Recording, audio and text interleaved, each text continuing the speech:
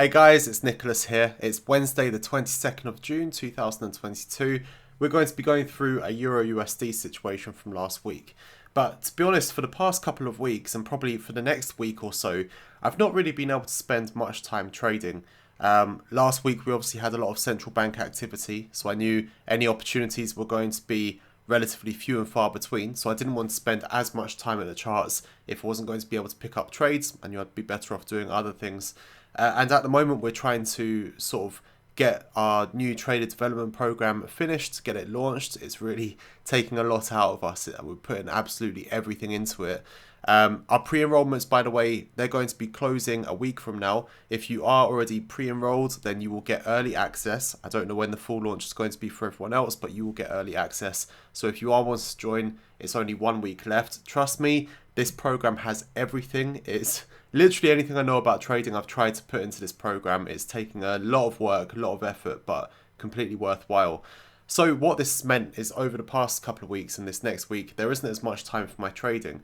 So what I do during these times, and I think this is quite common for a lot of you, the first thing is if you've got other things going on, like you're doing a full-time job or something like that, then if it's a regular schedule that you have, even if it's that you're on a rota and you're doing different hours each week, you can find a schedule to be able to pick out trades in like an optimal way.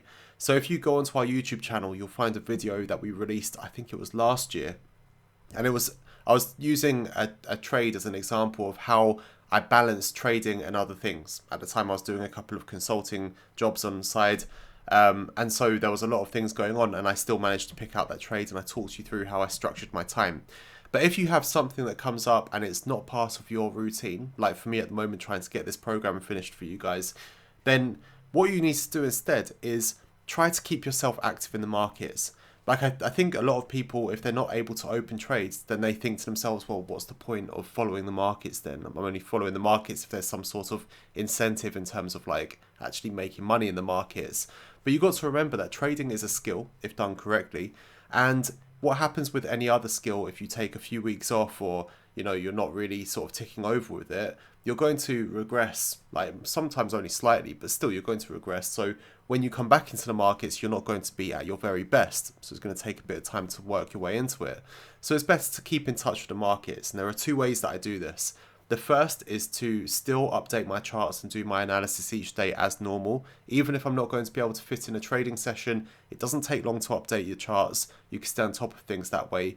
And the second thing is to use retrograde analysis. So retrograde analysis is something that I borrowed from chess. It's what grandmasters and people who are very good at chess use to practice and become better. And essentially it's starting with the end in mind. So if like you think about a chess game, from the very start of the chess game, there's thousands, if not millions, I don't know how many, there's a big number of possible situations. Like the first possible few moves that you could have, there's lots and lots of different variations. So you can't possibly learn every single move from the start, but there are very few, relatively speaking, finishing positions that you could get in. And so what people do for practicing chess is start from the finishing moves and work their way backwards from there and see what kind of moves they could have done to get to that situation. And they sort of internalize these moves, and therefore when they're playing a game they can work their way towards the steps that lead to those finishing moves. And so this is kind of what I do in the market. I find situations in the market that look to me like it would have been a tradable situation, where it's not like a huge reversal from herd activity, but steady state within structure, that kind of thing. And I work backwards from that point and look at what analysis I could have done to pick up on that trade. So I guess you could call it similar to being like hindsight trading, except with hindsight trading, it's, looking at a situation and convincing yourself that, oh, if not for this thing, that thing, and the other thing, you would have traded it. With this, it's a development sort of practice, it's deliberate practice that you're going through. You're picking up on situations and saying, okay, what can I learn from this situation to be able to sort of perform in these situations better in future? So hindsight trading would be looking at a situation and convincing yourself you could have found that trade. Retrograde analysis is using the situation to learn.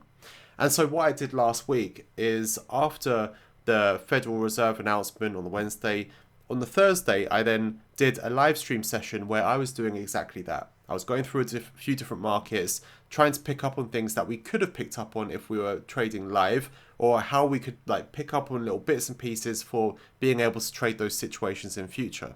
And I found this situation with Euro USD.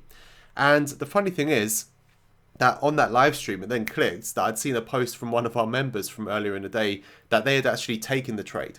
So what I'm going to do is I'm going to talk you through, it's partly my analysis, but partly the steps that they took with their trade. So therefore, we're talking through an actual trade that was taken, not just hindsight trading. Okay, so that was a nice balance there, because I didn't want to miss out this video for you guys just because I hadn't opened trades in the past week. So instead, we'll go by one of the trades that one of our members took. And since it was a week ago, we can use the simulator and look at it how it would have looked at that exact time. So, sorry about the long intro. You know I like to talk, but there are some points that I needed to get across to you. So the first thing is, you can see here on the weekly chart, as I've mentioned in previous weeks, I use the weekly chart and the daily chart for market selection. So I find areas where it's at that point where the context may change or the context may be confirmed. So it's a potential turning point or a continuation in the market. And so what we can see here is that we've pushed through this reversal zone that I have at the bottom. Okay, so you could argue and say the reversal zone could be extended lower, but I've got it up to here instead. But what I do have as well is the swing low that's down to this wick. You could also say it's to this candle body, so it would be as if it's a type 2. And this was previously a confirmed Fibonacci range. We can see the 38.2. We had the reversal at the 161.8. This Fibonacci range is now invalid because of that move. But with the swing low being a previous Fibonacci level, that strengthens it because it ties in more of the Duomo market theory. If you're looking at the footprint or something like that, what you'll often see in these sort of areas is higher volume around the area of where that 161.8 was, where that reversal happened. So therefore that position gets defended, or greater chance of it getting defended.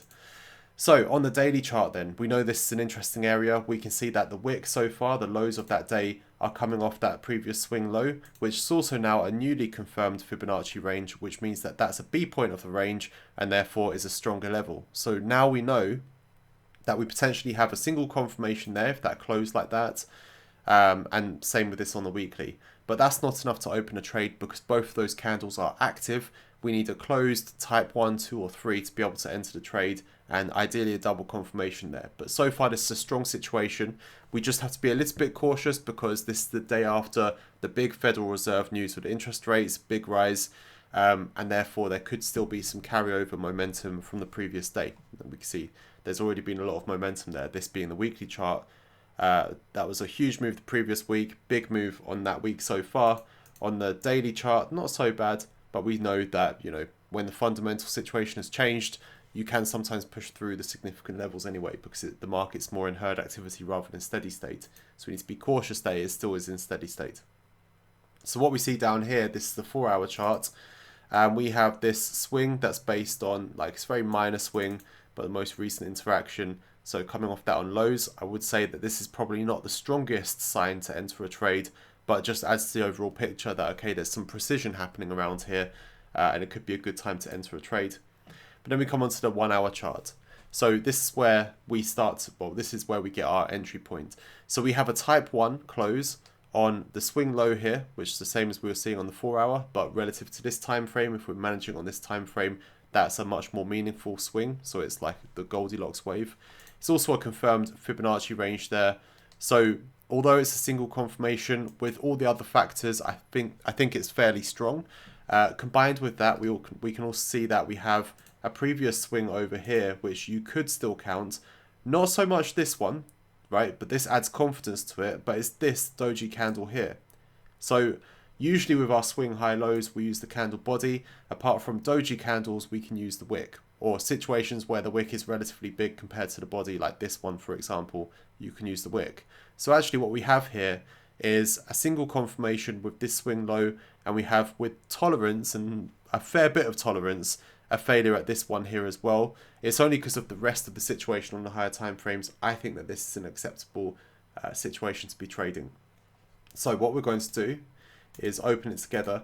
I can tell you that our member who took this trade, I think that he was maybe in a bit of a rush or cautious about the situation and opened 0.2% at risk, whereas I think that he was saying that normally in this situation he'd open 0.5. I think it's more appropriate for a 0.5% at risk. So we are going to do that. We're going to put it in visual mode and buy. If you're not sure about the simulator, if you check out the resources page on our website, I've got a link to this simulator there, including how you can use it if you're on a Mac. This is one that I would advise using for the Friday assignments that we have. Okay, so stop loss, we can have it either based on structure, which would be down to here. That's a bit far. I think it's a bit unnecessary. Since we've had quite a long wick from the type 1, we know that if the price breaks through this level convincingly, we probably want to be out of the trade. I'm not sure I understand. Me either, Siri, me either. So a soft stop would be closing through that level, and therefore our hard stop, so soft stop is going to be if it closes through that level. Hard stop will always be the point where if the price hits that level, the probability of it returning above the level to fail as a type 1 or 2 or 3, well not type 1, type 2 or type 3, the probability is too low. So the hard stop is at that cutoff point, the tipping point of the trade. So you kind of have to give a gut feel on this one because there's nothing else to base it on. But what we can do, actually, is look at an unconfirmed trend line along here and say, okay, we're going to have it just below the unconfirmed trend line, so about there. Let's get rid of that. And I think that's acceptable. So let's see what happens. So we're going to go by 1 hour at a time. Okay, we can see the first reaction fade the previous candle. That's a good situation. By the way, I didn't mention TMP for this trade move potential. The next path of resistance would be up here. So you're looking at 60 pips to that path of resistance. The stop loss from entry is just under 30 pips. So that's a 2-to-1. Okay, so what we'll do is when the price gets up here, we'd assess whether we'd assess whether we're going to exit the trade or not. It looks like it could form a bit of a range, so up here would definitely be a stronger path of resistance that we'd really need to assess what we're doing, but that's the first decision point for us. So it's either going to hit stop loss or it's going to get to our first decision point. So you can see consolidation so far, testing back down at that swing low again, and then we get the big move off. Okay, now it's failed as a type 3 at that swing. What we can do at this point in time, we want to decide what sort of action we want to take and where our next decision point will be. So in terms of the next decision point, if we stay in the trade, we already said that this up here will be the next decision point. And in terms of the downside, I think that we can allow it to test this swing, but closing through that would need to be out of it. I think we can adjust our stop loss up a bit more from here. If there was a path of resistance between here, we could probably base it on that. But what we're going to do is just adjust that stop loss up.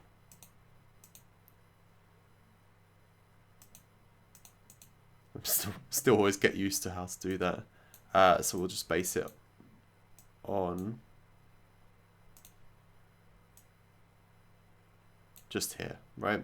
Because if it starts turning against us too much, since we think this could be a range, it doesn't look exactly like one, but it could be one. Then if it goes too far, we'd want to be out of the trade. So we're going to stay in. We could scale out a bit now, but I think that with the momentum of the move up, I think that we can stay in and we'll make our next decision up here.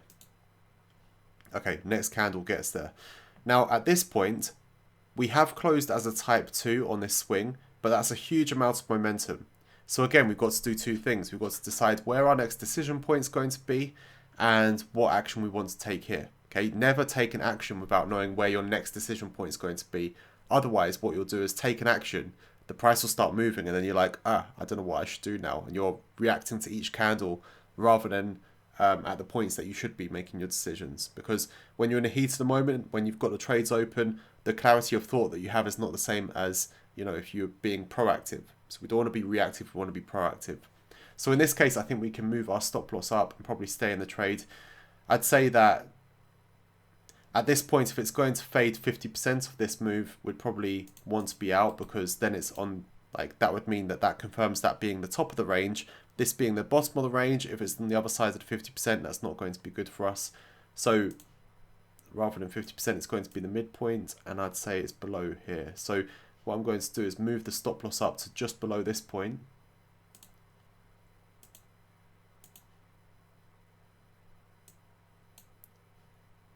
Go, move this up to here.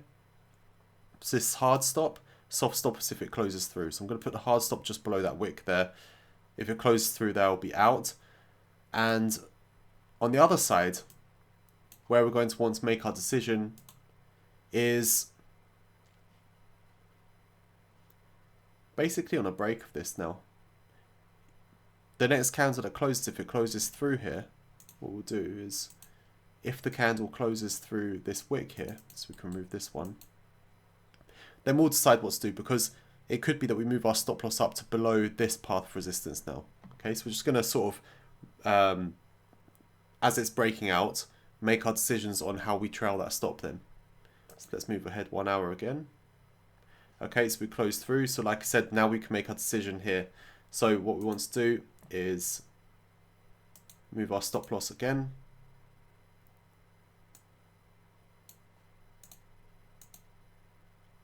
And this time it's going to be that we want to allow it to retest this, because if it retests this and fails, that could be a higher low for a bigger move up. So soft stop is closing through here, therefore hard stop could be a bit further down to here. Okay.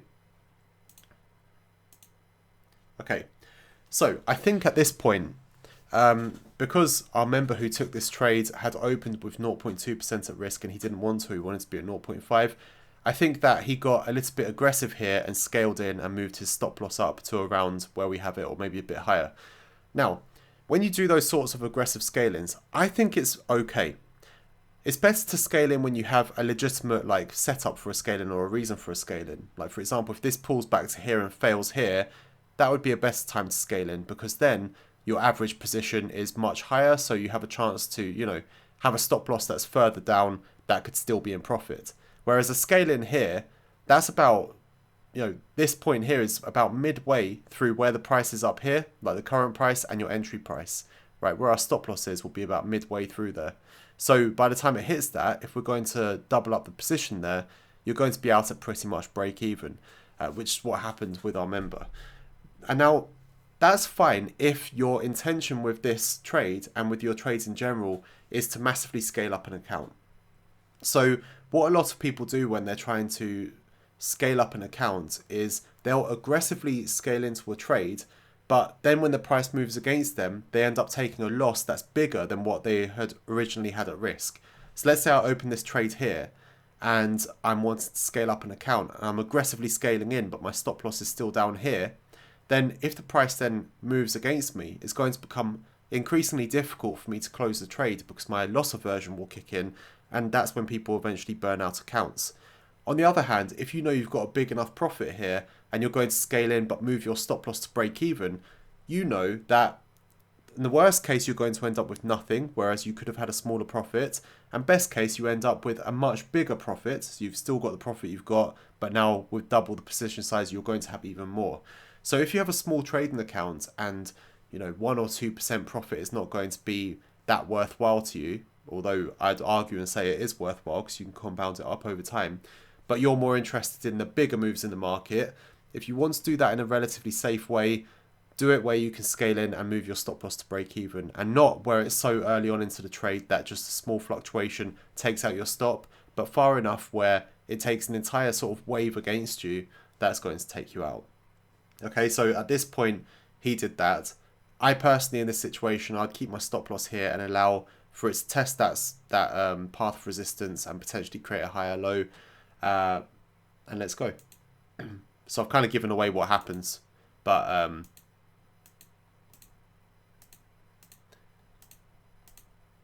now what I try to do with these situations when I haven't taken the trade but I'm talking you through an opportunity is I try to be like more conservative about things, because realistically if we're in the markets right now and I can say, okay, that's the end of a wave there, I can say, what's the next actions that could happen? Well, we could sort of head back down much lower and eat into this profit. We could fail and head back up higher and have a higher high. This could be like the sort of the one that creates weakness in the structure, but then we could head down lower and break the lows. Like there's plenty of things that could happen. We don't have much structure to tell us at this point what the different options are. There aren't many paths of resistance here. So at this point you might want to scale out some of the trade, but we're going to leave everything as it is, just basing everything on structure, keep things really, really simple and easy for the trade management. Okay, so we failed at that swing. So that's looking quite positive at this point. So what we could do now is probably move our stop loss up a little bit, because we can see, okay, it's not going to need to push this far through that path of resistance as a hard stop. And our soft stop is if it closes through, we exit. So let's adjust this up to about here now. And let's continue. Okay, looking good so far, or decent. And now it closes through. So it hasn't quite hit my stop loss, but we've closed through. So what I'm going to do at this point is close the trade. Now you could, if you wanted to, close part of the trade. So you can see that what we've got here is a 1.68% profit from 0.5% at risk, so just over a 3-to-1. I could have closed part of the trade because we've got a higher high, and as long as it doesn't break this low where I've entered right at the low. As long as it doesn't break that, we could end up with a higher low and be continuing bullish structure. But again, like I said, I want to do sort of the worst case scenario if possible when I'm talking you through these trades, so that it's not completely hindsight trading. But we can see, okay, a type 2 on that swing, and then we start to push back up and end of simulation. Okay, let me just bring up the live charts. This is what happened afterwards. If we go to the hourly chart, let's remove some old levels. You can see that this is where we entered down here, we pushed up, we came back down here, had the type 2 on this point. So if you had scaled out, you could actually scale back in there. We then had a lower high, so you'd want to scale out past the position again, if not exit maybe. Higher low, and currently at the time of filming this, we're pushing up to potentially create a higher high. Now, since I am showing you the live markets, let me also show you something else. On the 4-hour chart here, we have a situation where it doesn't come up so often, but it comes up often enough that we know that it works very well. And that is, we've got 2 confirmed Fibonacci ranges, and you can see if I wiggle this, you can see where the extension levels are. The 161 and 127.2 are exactly in line, so we're very confident in these being confirmed the way they are. Then we have a bunch of swing lows of what was previously a range around here. So 2 ways to look at trading this. One is potentially if we had a retest of this area down here, you could look to go long towards those extension levels because the price will tend to accelerate towards them. Or if we struggle around here and have a type 1, 2 or 3 close, you could look to go short, although it might be only a very short-term move since there are quite a few paths of resistance on the other side. So anyway, we're going to wrap that up there. The reason I'm explaining a lot more in these videos is because we haven't been doing our Monday lesson emails recently, because it's very difficult to find the time for everything right now with getting the program finished. So instead, because some of you have been asking for lessons as well, I'm trying to include them in these Wednesday trade breakdown videos. So I know they end up being a bit longer, and for some of you, you're sitting there like, come on, get on with it. But I'm trying to fill in the gaps and give you some of the details of how I do things, because then over time, you're going to pick up more and more of how I trade.